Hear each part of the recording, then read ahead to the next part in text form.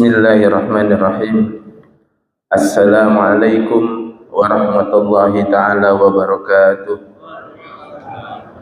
Alhamdulillah, alhamdulillahi rabbil alamin, wa bihi nasta'inu ala umuri dunya waddin, wassalatu wassalamu ala asyrafil anbiya'i wal mursalin, sayyidina wa maulana Muhammadin wa ala alihi wa ashabi ajma'in. Allahumma salli wa sallim wa barik ala sayyidina Muhammadin al-Fatih lima ughliqa wal khatimi lima sabaqa nasiril haqqi bil haqqi wal hadi ila siratikal mustaqim wa ala alihi haqqa qadrihi wa miqdaril azim, amma ba'd. Hadratil mutaramin, para alim, para ulama, wabil khusus jamaah Masjid Ar-Raudhah yang dimuliakan Allah Subhanahu wa taala. Puji syukur alhamdulillah, malam hari ini kita masih diberikan kesempatan oleh Allah, diberikan kesehatan, diberikan hidayah sehingga memudahkan kita untuk thalabul ilmi. Mudah-mudahan menjadikan bekal kita untuk mudah menuju surganya Allah Subhanahu wa taala. Sebelum kita lanjutkan kajian malam hari ini, marilah kita hadiahkan suratul Fatihah wabil khusus kepada muallif hadzal kitab, kepada guru-guru kita, kepada saudara-saudara kita, kepada kedua orang tua kita, kepada jamaah khusus Masjid Ar-Raudhah yang telah meninggalkan kita semua. Mudah-mudahan dijembarkan kuburnya dan mendapatkan rahmatnya Allah Subhanahu wa taala. Liridhillahi lahumul Fatihah. A'udzu billahi minasyaitonir rajim. Bismillahirrahmanirrahim.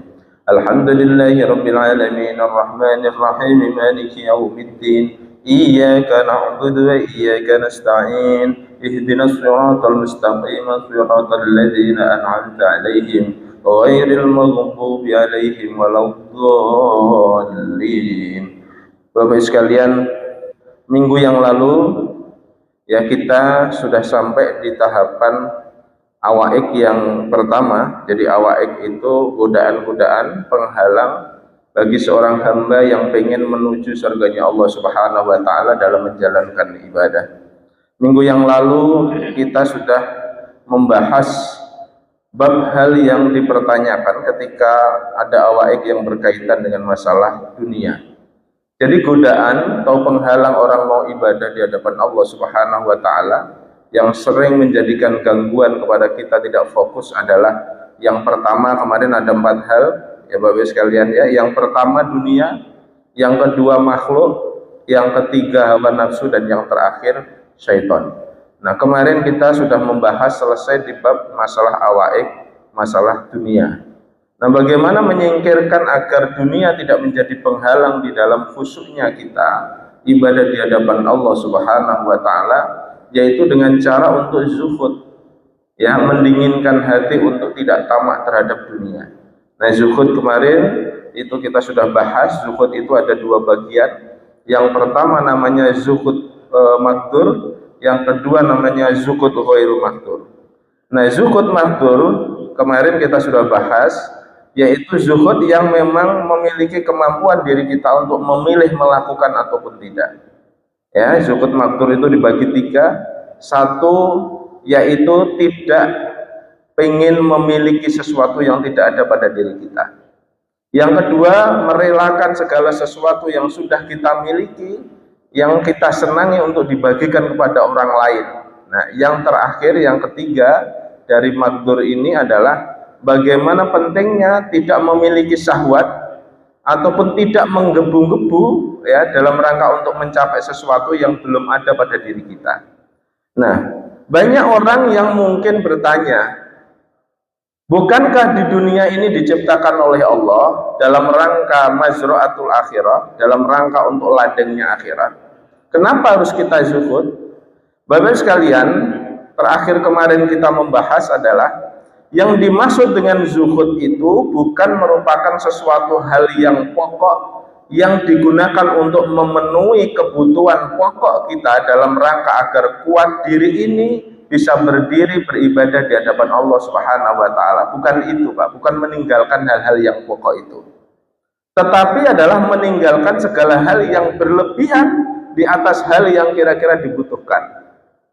Contoh kemarin kita contohkan, makan itu agar kita bisa kuat berdiri sholat, bisa ibadah di hadapan Allah. Kalau satu piring, ya sudah satu piring. Kalau sampai 2 piring, 3 piring, ataupun makan yang sampai selebarnya, ya itu berarti sudah namanya muflis. Nah itulah yang harus dizuhudi, yang harus ditinggalkan. Ya. Kemudian kata kuncinya, ya, walaupun kita ini mungkin melakukan hal yang seolah-olah amaliyah dunia, tapi ketika kita niati untuk amaliyah akhirat, maka itu berarti bukan hubud dunia.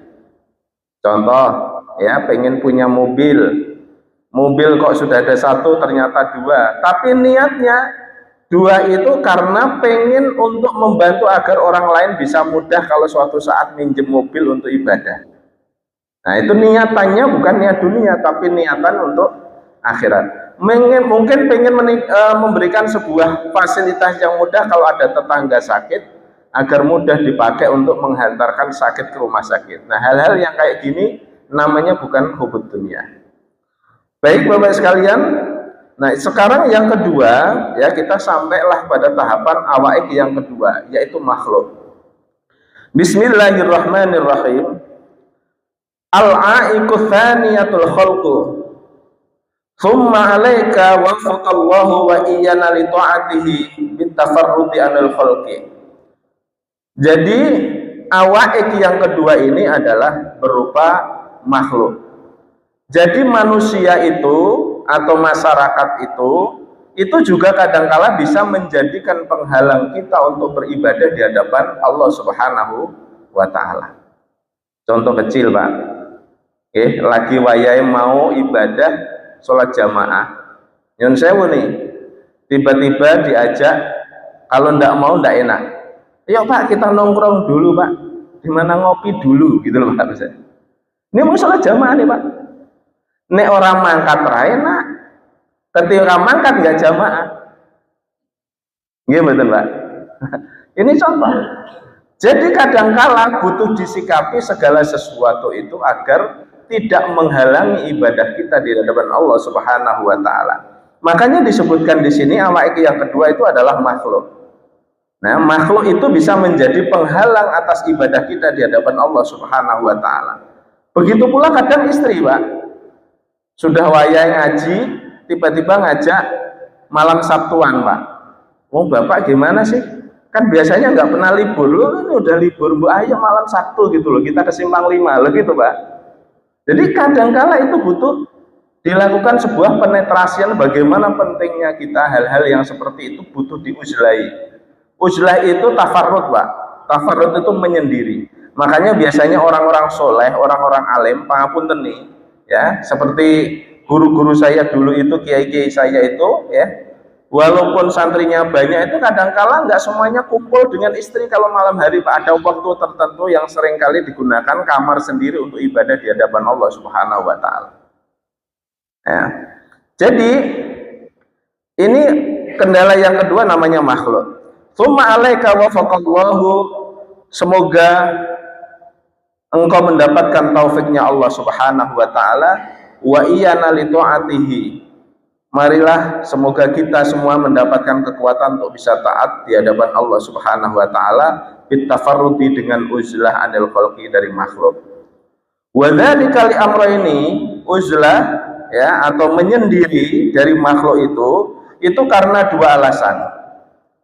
Ihdahuma, salah satunya, annahum yasghulunaka anil ibadatillahi azza wa jalla.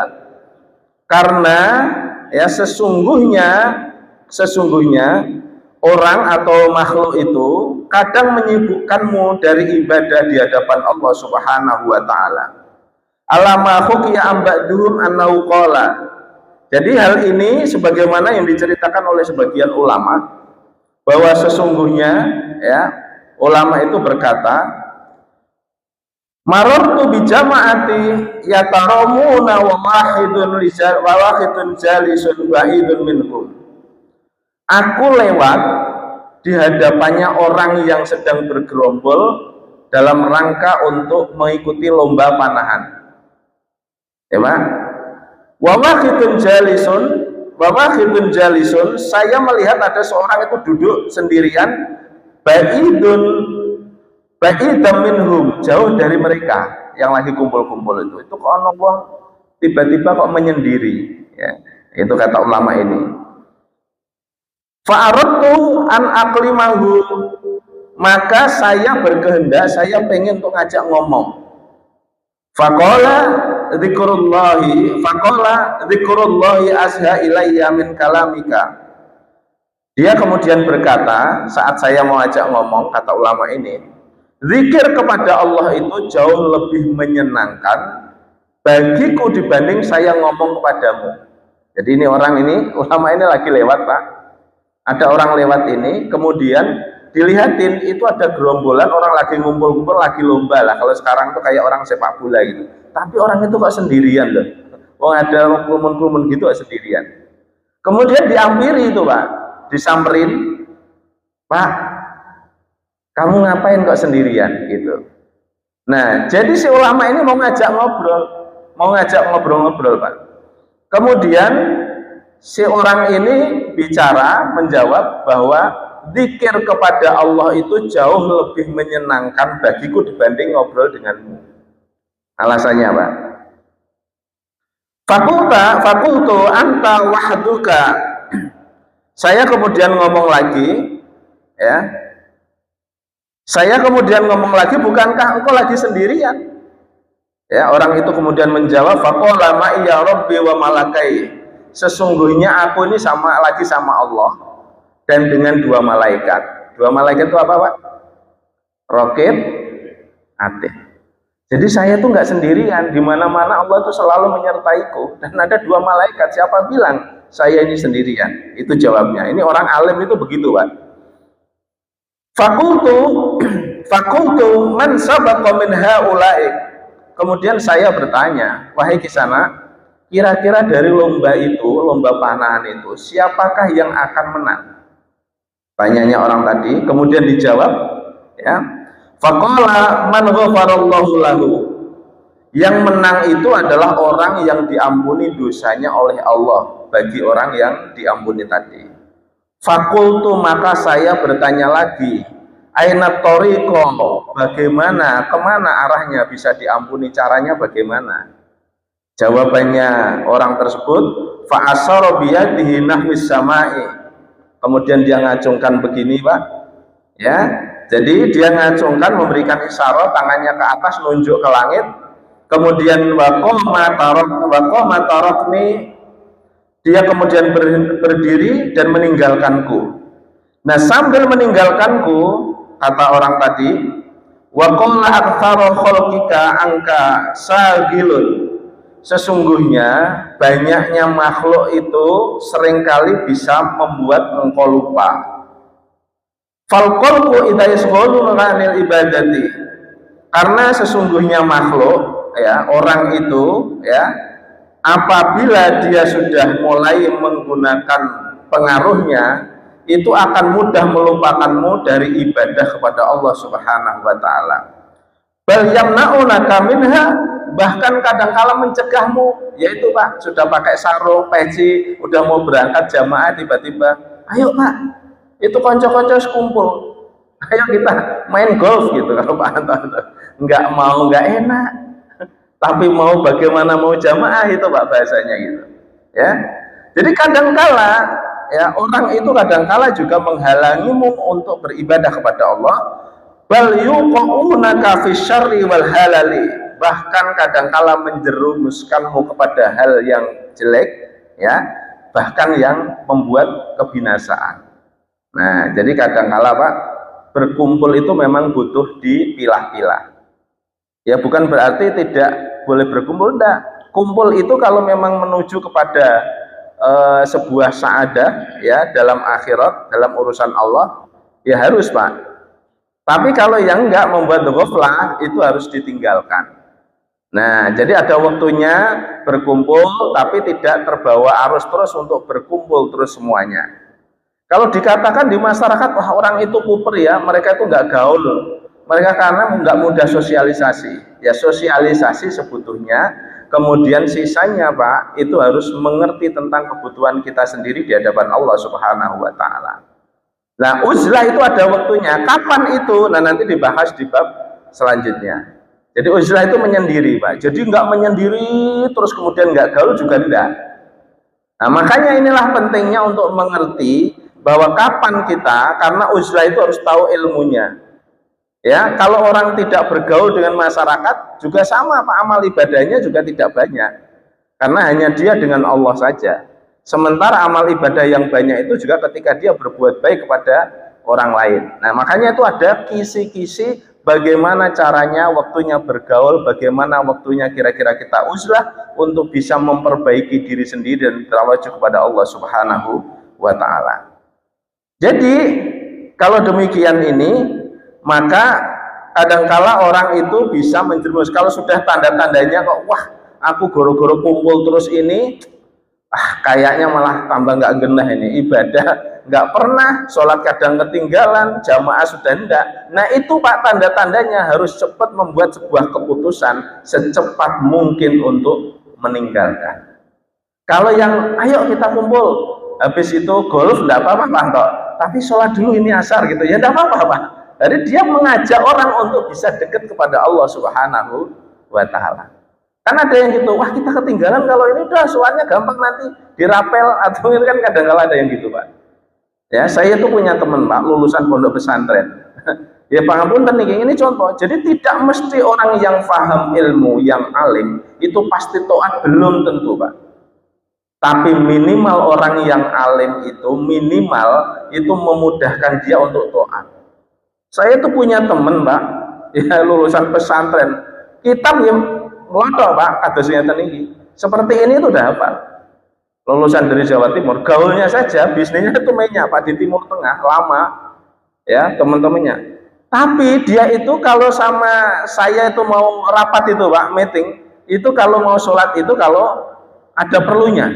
Kalau saya ajak meeting, orang itu berpengaruh itu kemudian berharap dia dapat customer itu ketika orang itu soleh, dia ikut sholat Pak. Tapi kalau enggak gitu. Jadi pahmrenya hanya masalah itu. Nah, hal yang ini Pak, pentingnya untuk kita bisa mengerti diri kita sendiri. Alama qala Hatimul Al-Asam rahimahullah.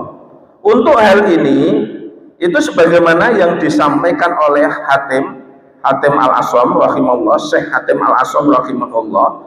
Nah, Syekh Hatim Al-Asam rahimahullah ini berkata, jadi siapa itu Syekh Hatim Al-Asam itu Pak? Syekh Hatim Al-Asam ini seorang syekh, ya, seorang yang alim, tapi disebut Al-Asam itu bahasa Arabnya itu bahasa terjemahnya itu tuli Pak. Kenapa kok demikian? Ketika dia ada pengajian, ini riwayatnya Pak, saya ceritakan biar tahu, jadi nanti menjadi ibroh, ya, contoh bagi kita. Ketika dia lagi pengajian begini, ya Pak, kemudian ada seorang santri lah bahasanya gitu, ya, ketika itu mau bertanya. Tapi pada saat mau bertanya itu seorang santri, ini perempuan, karena pengajiannya ini perempuan. Dilalah pangapunten, pas mau tanya itu perempuan ini kentut Pak.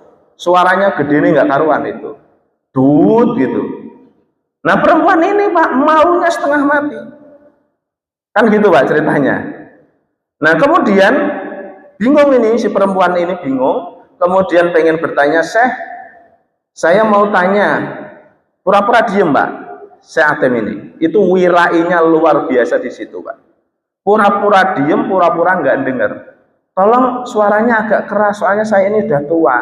Nggak dengar kalau nggak keras-keras gitu, sehingga perempuan ini merasa nyaman, berarti kentutku tadi nggak didengar sama Syekh ini. Bayangkan Pak, saking wirainya itu. Saat itulah detik itu sampai wafatnya berpuluh-puluh tahun, Syekh Hatim Al-Asam ini kemudian berpura-pura menjadi tuli sampai dengan wafatnya. Nah, gara-gara menjaga aibnya orang, malunya orang itulah kemudian diangkat oleh Allah Subhanahu wa taala menjadi Khalilullah, menjadi kekasihnya Allah Pak. Nah kita kan kadang enggak Pak, Kalau perlu malah dikulik apa yang kira-kira tidak penting itu. Kalau perlu dipublish, cepet gitu. Akhirnya orang ya cepatan dipublish. Nah inilah zaman fitnah yang kata Rasulullah. Oleh karena itu Pak, pentingnya kita untuk senantiasa menjaga hal-hal yang kira-kira butuh menjaga wirainya orang. Wirai itu kehormatan orang Pak. Jadi gara-gara itu Syekh Atim ini kemudian diangkat oleh Allah menjadi Khalilullah, menjadi kekasihnya Allah, gara-gara menjaga muruahnya orang lain gara-gara itu. Jadi rela tuli sampai dengan wafatnya beliau, bayangin Pak. Karena kalau nanti 2 hari lagi dia kok dipanggil orang dengar, wah berarti kemarin pura-pura tuli, enggak Pak, malu lagi nanti. Loh, kebayang Pak itu. Nah kata beliau, Syekh Atim ini ya, beliau berkata, "Talabtu min hadzal khalqi khamsatun." Talabtu min hadzal khalqi khamsata asya'a. Aku mencari ya dari makhluk ini, dari pergaulan makhluk ini, itu lima perkara. Falam ajidha, tapi aku tidak menemukan. Yang pertama, talabtu minhum ta'atu wal juhadata. Aku mencari ya dari mereka itu, kalau saya lagi kumpul-kumpul dengan teman, dengan apa, itu untuk saya ajak taat dan zuhud. Nah, kata Syekh Hatim, falam yaf'alu, tapi mereka juga enggak melakukan. Fakultu a'inuni alaihima. Kemudian saya juga berkata kepada mereka, kalau engkau tidak mau melakukan, bantulah diriku untuk bisa taat dan zuhud, agar saya mampu melakukan, maka bantulah aku.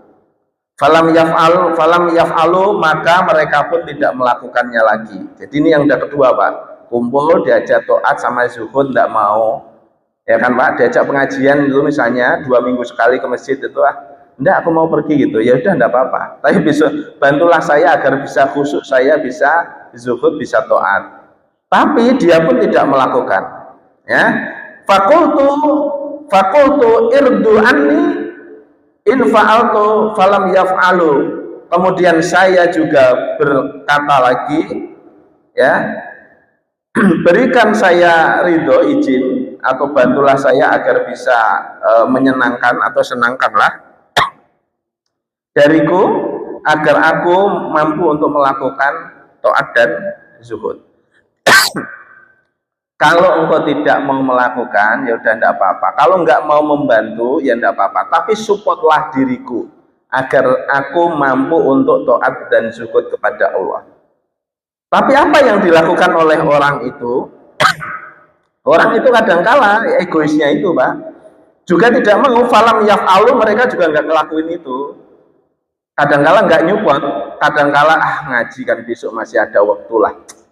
Masa kok ngaji terus masa surganya mau sekarang, kan itu kadang-kala gitu. Jadi ya sudah, kalau nggak mau ngaji enggak apa-apa, tapi minimal supportlah kamu biar aku bisa taat, biar bisa zuhud, biar bisa khusyuk gitu. Tapi besok gampang ngaji itu misalnya gitu Pak. Nah itu kebanyakan gitu. Fakultu la tamnauni anhuma. Saya kemudian berkata lagi kepada mereka, kalau begitu janganlah menghalangiku untuk taat dan zuhud. Ya. Idza famamnauni, maka kemudian janganlah menghalangiku untuk taat dan zuhud. Bila kamu menghalangiku, maka aku berkata kepadamu, la tad'uni ila ma la yurdillahi, la tad'uni ila ma la yurdillahul azima. Maka jangan ajak diriku, ya jangan ajak diriku lagi. Kalau kamu menghalangiku, minimal jangan ajak diriku lagi untuk kepada sesuatu yang Allah tidak ridho atas sesuatu yang kita lakukan. Ya wes, nek nggak mau ya wes nggak apa-apa. Kalau nggak mau ngaji, biasanya gitu Pak misalnya. Tapi janganlah kamu ajak saya itu misalnya dugem, atau ajak kira-kira kumpul-kumpul yang melanggar syariatnya Allah Subhanahu wa taala. Jangan ajak diriku untuk maksiat. Tetapi Pak, kebanyakan orang itu ya, falam yaf'alu itu pun juga tidak dilakukan. Tetap aja ya, ketika masih kumpul-kumpul itu mengajak kepada hal yang sama seperti itu. Fakultu, maka saya berkata lagi kepada mereka ya, wala ta'aduni alaihi wala ta'aduni alaihi, kalau kamu pun tadi tidak mau dan tidak melakukan sesuatu tadi, minimal jangan musuhi aku. Ya, kadangkala orang tua itu Pak izin kepada anaknya ya, ketika mau ibadah pengen taat, "Ma, Bu, ngapain sesok masih ada waktu lagi toh Bu, enggak usah sergep-sergep." Itu kadangkala itu anak. "Coba nang kamu antar saya ke masjid, ini ada pengajian hari ini. Ada jamaah kita hari ini subuhan." Itu masih ngantuk Mas gitu. Jadi tidak mendukung. Kadang anak juga gitu Pak. Jadi kadangkala yang maka wala ta'uduni alaihi, kalau enggak begitu janganlah engkau memusuhi aku untuk saya taat kepada Allah dan syukur kepada Allah. Illam atubikum, maka mereka pun ketika saya ajak tadi, mereka pun tidak mengikuti apa yang saya sarankan. Falam yaf'alu, maka mereka juga tidak melakukan. Fataraktuhum fastaraktuhum, maka saya pun meninggalkan mereka. Kalau sudah seperti itu Pak, tinggalkan. Nah itu tadi, kapan pilah-pilahannya untuk bisa uzlah? Ketika kita bergaul terhadap orang, sudah biasa bergaul, tapi orang itu, kelompok itu, orang yang kita sandingi itu tidak mampu untuk membawa kita kepada hal yang taat sama zuhud kepada Allah. Wastaghaltu bi khassati nafsihi, maka saya menyibukkan diri untuk bisa memperhatikan diriku sendiri. Uzlah Pak. Ya sudahlah, kalau enggak saya yang ngaji, ya saya yang ibadah sendirilah, karena ini untuk kepentinganku sendiri. Nah itu maksudnya. Jadi Pak, kadangkala kita kenapa butuh menyikapi, mengerti tentang bab-bab tertentu terhadap diri kita di hadapan Allah Subhanahu wa taala, karena memang penghalangnya orang ibadah di hadapan Allah itu ya, ada beberapa hal yang sangat mempengaruhi bagi kita. Nah, kalau kita tidak bisa memilah di dalam sebuah hal itu, maka sangat rentan sekali kita ghaflah. Lali itu Pak, itu tidak tiba-tiba. Saya setunyun sewu, tidak percaya Pak, jenengan yang biasa istiqomah baca Quran ba'da subuh misalnya, begitu terterak segala sesuatu kesibukan ya karena ada acara, itu kemudian nggak sempat deres, nggak sempat baca Quran walau satu ayat ibaratnya, besoknya pun itu Pak sudah mulai males. Coba tidak percaya Pak, pengennya itu habis subuh nggak tadarus Quran, diganti duhur, atau pagi hari habis subuh mau dzikir karena sudah kesibukan kita pergi, terus habis itu kita duhur nggak lagi, nanti duhurnya itu sibuk lagi Pak. Begitu sibuk terus, lama kelamaan tubuh ini, hati ini mulai berat diajak untuk ibadah di hadapan Allah Subhanahu wa taala. Itulah kenapa yang disebut dengan awaik, penghalang. Maka hati kita itu akan mulai tajam, sensitif betul, bisa ngerti betul tajamnya di hadapan Allah Subhanahu wa taala kalau kita sering-sering berduaan dengan Allah fi sa'ah, fi makan, dimanapun tempatnya, kapanpun waktunya. Nah, melatih kolbu yang seperti ini Pak, itu luar biasa memang. Itu enggak butuh orang lain Pak, kita sendiri yang butuh melakukan. Itu enggak tidak siapa-siapa Pak. Seorang wali, seorang kekasihnya Allah Pak, itu bisa diuji ghaflah. Jangan dikira Pak kalau orang itu wali ya, kekasihnya Allah tiba-tiba wali terus sampai kemudian meninggal, belum tentu Pak. Masih ingat kira-kira Pak, ada seorang syekh ya, namanya Syekh Barseso, masih ingat Pak? Muridnya itu diajari sampai saktinya itu bisa terbang. Tapi gara-gara dia ghaflah itu lupa Pak, kaidah-kaidah tentang tauhid tadi, ya, maka dia digoda oleh iblis, setan, dibujuki untuk berdoa itu Pak, ghaflah, lali Pak. Meninggalnya jadi su'ul khotimah, bahkan kufur kepada Allah Subhanahu wa taala. Jadi kenapa butuh pelan-pelan Pak? Nggak usah banyak, tapi butuh dideteksi kolbu kita. Jadi kalau kita sudah mulai pelan-pelan itu mau lupa Pak, kita harus cepat untuk balik. Nah apa dan bagaimana keadaan yang mesti harus diteliti Pak? Kapan kita waktunya uzlah yang paling utama? Maka Rasulullah Muhammad Shallallahu Alaihi Wasallam sudah memberikan kisi-kisinya. Wa'lam ayyuhal akhu fid dini anan nabi ka Muhammadin Shallallahu Alaihi Wasallam. Ketahuilah wahai saudaraku seagama bahwa sesungguhnya Nabi kita Muhammad Shallallahu Alaihi Wasallam wasofa zaman al uzlah. Rasul itu sudah memberikan sifat-sifat waktunya uzlah. Wa bayyana na'tahu wa na'ata ahlahu. Dan Rasul menerangkan sifat-sifatnya, sifat-sifat zaman itu dan sifat-sifat orang-orang yang harus diuzlai. Kapan kita harus uzlah? Jadi Rasulullah itu sudah memprediksi Pak, suatu saat nanti di akhir zaman itu Pak, itu akan ada waktu di mana kamu lebih baik uzlah dibanding dengan kumpul mereka semua. Nah ini dari bagian ini Pak, ada kisi-kisinya. Nah, sifat-sifatnya diterangkan sama Rasulullah, orang-orangnya pun diterangkan sama Rasulullah. Wa amara fihi bitafarrudi, maka Rasul memerintahkanmu untuk menyendiri atau uzlah. Wa kana sallallahu alaihi wasallam la mahallata a'lama. Bukankah baginda Nabi Shallallahu Alaihi Wasallam itu pasti jauh lebih tahu bisolehi dengan sesuatu yang baik, wa ansohalana minna, dan memberikan nasihat kepada kita dibanding dengan kita memberikan nasihat kepada diri kita sendiri, li'anfusinya untuk diri kita sendiri. Jadi Pak, kita ini berpedoman kepada nasihatnya Rasul itu jauh lebih bagus, karena Rasulullah itu jauh lebih tahu tentang apa yang terjadi dengan umatnya. Itu maksudnya.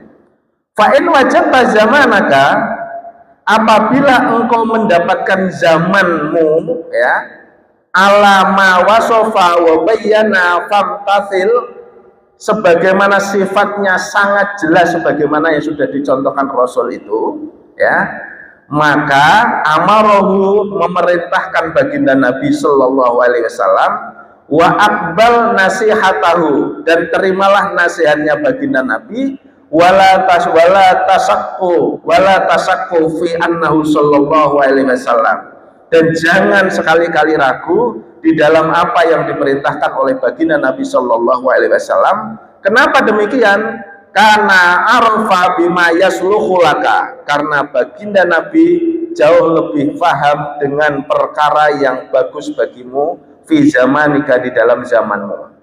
Wala tata'allalu bil ilali, dan janganlah mencari-cari alasan dengan sesuatu alasan al-kadzibati yang sangat goroh.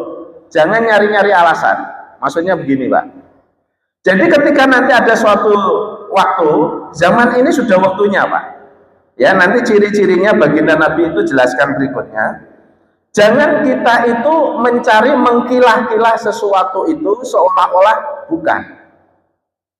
Kan ada Pak yang agar wah ini kan tidak haram ya, ini kan halal Pak ya, sama kayak saya Rosi Murtasi itu Pak, jelas-jelas nyogok itu kaidah fikih pertamanya ar-rosi wal murtasi finnar, yang nyogok dan yang disogok masuk neraka.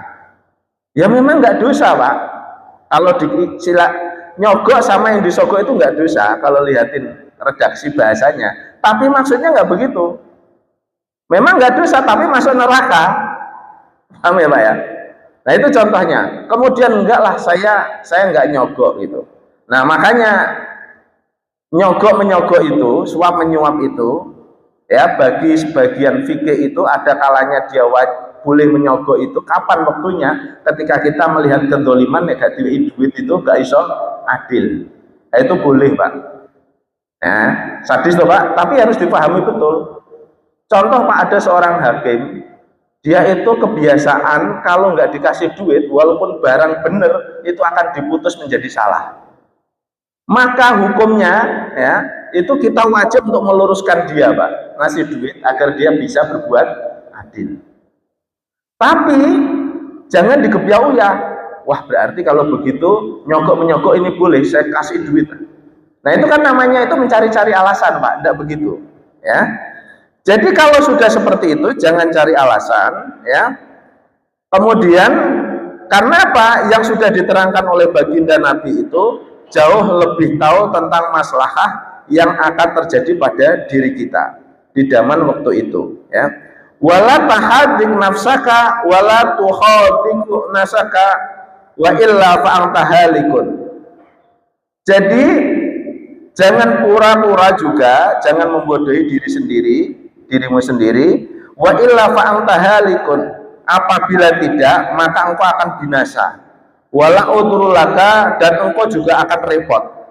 Wal wasfal ladzi dzakarnahu minha, sifat-sifat itu sebagaimana yang dikatakan oleh Nabi ya kepada kita, minha tentang zaman itu, ma huwa fil khabaril masyhuri an Abdullah bin Amr bin Al-As, sebagaimana satu hadis yang diriwayatkan oleh Amr bin As radhiyallahu anhu. Nah ini Pak, qala baginda Nabi bersabda, baina nahnu khawlan Nabi. Amr bin As berkata, kami sedang berada di sekelilingnya baginda Nabi sallallahu alaihi wasallam. Kemudian baginda Nabi berucap, idza dzakiratil fitnah. Ini adalah zaman penuh kekacauan, penuh fitnah.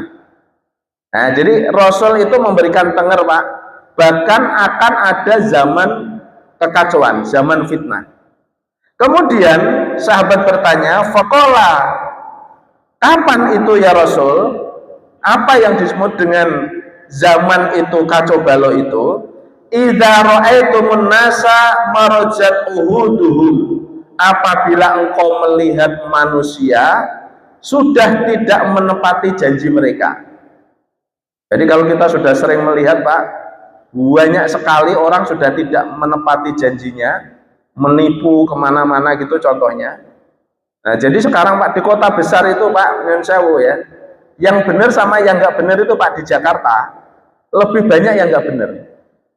Mau apapun bentuknya, mau bisnis ya, yang nipu lebih banyak daripada yang benar Pak. Loh, tidak percaya? Kalau di kota kecil masih mending Pak. Di Jakarta, Masya Allah, enggak yang kecil, enggak yang besar Pak. Makanya jangan kaget kalau ada gugatan-gugatan yang di pengadilan, di TV dilihat gugat, misalnya dulu dikasih jaminan ini, kemudian digugat sekian ratus triliun, ya memang itu Pak. Jadi Rasul itu sudah memprediksi akan ada zaman itu kekacauan yang disebut dengan zaman fitnah. Kapan itu? Bila engkau sudah melihat manusia itu sudah tidak menepati janjinya, wa khafat amanatuhum, dan mereka khianat terhadap amanat yang diberikan. Kita belum lama nggih Pak, kemarin Nyun Sewu nggih enten geger-geger rame. Ya, wakil rakyat itu kan seringkali nek badi calonan, nek pemilu, mereka nek kampanye janjinya kata enggak. Tapi nek sudah jadi enggak ada yang ditepati, kecil sekali yang ditepati Pak. Iya enggak kira-kira? Gimana Pak? Pasti. Nah ini contohnya. Wa kanu hakadza wa sabaka baina asabi'ahu wa sabaka baina asabihi. Dan kamu akan ada di tahapan ini. Nih Pak, Rasul itu mencontohkan begini. Kamu nanti akan ada di tahapan seperti ini. Jadi tangannya sambil jarinya itu dimasukkan bersilang antara jari satu dengan jari yang lain. Apa maksudnya? Antara jari kanan dan kiri ini sudah mulai bersatu, tidak ada bedanya antara yang hak dan yang batil, tidak ada hal yang kira-kira saling bermusuhan kanan dan kiri Pak. Di zaman itulah kira-kira kita ini sudah sering menampakkan itu enggak kira-kira Pak?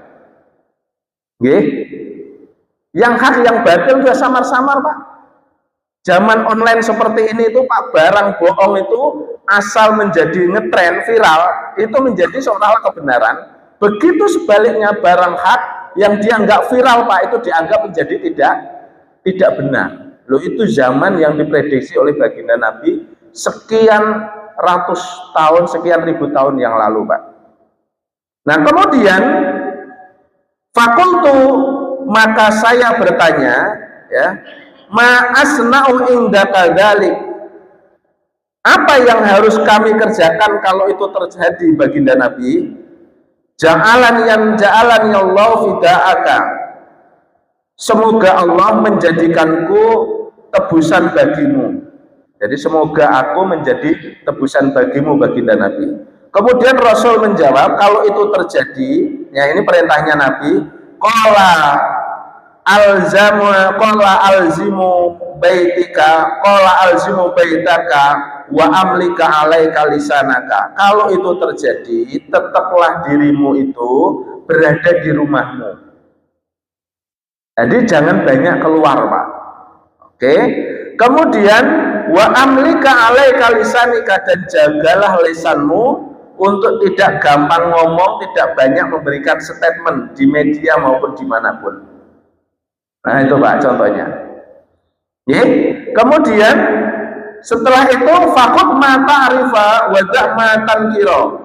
Kemudian ambillah perkara yang engkau tahu, yang kamu yakini engkau tahu, ya itu ambil, ya ikuti. Kemudian tinggalkan yang engkau tahu itu mungkar. Jadi kayak sewu samangke kira-kira itu ada rame-ramenya bab masalah nopo menika nasab misalnya gitu. Nabi mengaku anak cucu Nabi, ya sudah ambil Pak yang kira-kira engkau tahu berdasarkan data faktanya apa, itu ikuti tanpa banyak kira-kira berkuar-kuar apapun.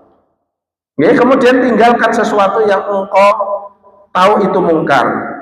Wa alaika bi amril khosati, dan engkau lakukan sesuatu yang khusus pada dirimu sendiri. Wada' angka amarul ami, dan tinggalkan segala sesuatu yang bagi orang umum, Pak. Maksudnya itu kalau sudah itu terjadi, Pak, jangan banyak gerombol-gerombol kumpul dengan perkumpulan misalnya apapun yang membuat heboh macam-macam, tinggalkan, Pak. Itu maksudnya baginda Nabi. Kenapa? Kalau itu perkumpulan itu benar, boleh ngikut, tetapi kalau tidak jangan. Itu berada di hati kita yang bisa memilah itu terjadi. Wa dzakara fi khabari akhara annahu alaihi salatu wassalam, ya kemudian dipaparkan lagi, disebutkan lagi di dalam hadis yang lain, baginda Nabi sallallahu alaihi wasallam bersabda, qala dzalika, yang demikian itu, hal yang menjadi fitnah itu disebut dengan ayyamul harji, disebut dengan hari kacau balau.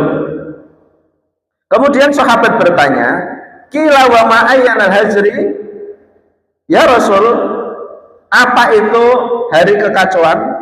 Disebutkan lagi, baginda Nabi menyampaikan, qala khina la ya'manur rajulu jalisahu, yaitu apabila engkau sudah merasa tidak aman dengan temenmu yang satu tempat duduk, tempat nongkrong dulu, Pak. Saat ini kata mboten kira-kira kayak gitu. Ya biasa sering dijahili, sering difitnah, sering didolimi dengan orang yang berada di dekat kita. Orang yang dulu dibantu misalnya, ya yang dekat sekali, Pak, saat kala kita mungkin lagi nggak baik, dia juga nggak akan membantu. Orang yang tadinya ditolong kemudian dia memfitnah. Ini zamannya, Pak. Makanya jangan salah ketika kita melihat fenomena banyak di dalam dunia ini, sudah mulai hal yang kira-kira seperti itu, yang kemudian sudah mulai kira-kira tidak menjadi nyaman. Nah, hal ini sudah pernah diprediksi oleh baginda Nabi sejak beberapa ribu tahun yang lalu. Maka zaman setelah kacau balau seperti ini, Pak, zaman yang sudah mulai tua seperti ini, kita harus lebih banyak menyedikitkan namanya uzlah. Nah, uzlah itu mulai kita melakukan diri kita sendiri, Pak, menyendiri dengan latihan ingat zikir kepada Allah Subhanahu wa ta'ala. Waktunya keluar. Kalau keluar kira-kira membuat ghaflah, dikekang dulu. Tapi kalau itu membawa kepada sesuatu yang ma'ruf, bagus, kemudian membawa kepada ketaatan, lakukan. Tidak apa-apa Pak terus. Dan itulah memilah-milahnya di situ. Kalau teman kita, orang yang berbarengan dengan kita, jamaah kita, kelompok kita, perkumpulan kita, dia membawa kita itu jauh lebih baik, ataupun dia itu belum bisa membawa tapi mau menerima masukan untuk jauh lebih baik, ya Pak ya, itulah yang disebut dengan wilayah yang kita boleh berkumpul. Pangapunten Pak, mohon maaf, kira-kira orang menerima nasihat itu gampang nggak kira-kira? Nyun sewu Pak, nerima nasihat masukan itu gampang nggak kira-kira Pak? Berat sekali Pak. Hati kita itu lihat sesuatu yang dikasih masukan itu benar pun Pak, nggak gampang Pak. Kenapa? Nafsu kita itu banyak, nafsu egois, nafsu gengsi, semua nafsu-nafsu itu Pak keluar semua. Maka agar hati kita itu tidak keras, ya kata baginda Nabi, ya sering-seringlah beristighfar kepada Allah Subhanahu wa Ta'ala.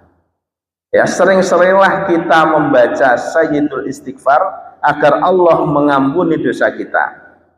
Ya, Sayyidul Istighfar sering digaungkan setiap habis sholat maktubah, kemudian istighfar kita kepada Allah dilakukan dengan secara rutin. Maka mudah sekali Pak ketika ada orang lain memberikan masukan, Pak jangan gitu ya, kamu kalau gitu nanti merugikan orang lain loh Pak ini. Itu mudah sekali diterima, nggak ngeyel Pak. Karena berat sekali Pak, nggak gampang. Itu tidak peduli siapapun. Mau orang biasa, mau orang alim, mau orang besar, mau orang kecil, sama. Orang kecil ketika dikasih masukan, egonya kadangkala kalau tidak berada di dalam hidayahnya Allah Pak, ngomongnya sederhana. Pripun ngomongnya dumeh aku wong cilik leh, nggak diajeni, terus dianggapnya kira-kira salah terus, gitu betul. Ketika orang besar itu dikasih masukan, berbalik Pak. Emang kamu siapa? Kan kamu nggak lebih tahu dibanding diriku. Ketika kita ini orang bodoh, sama Pak.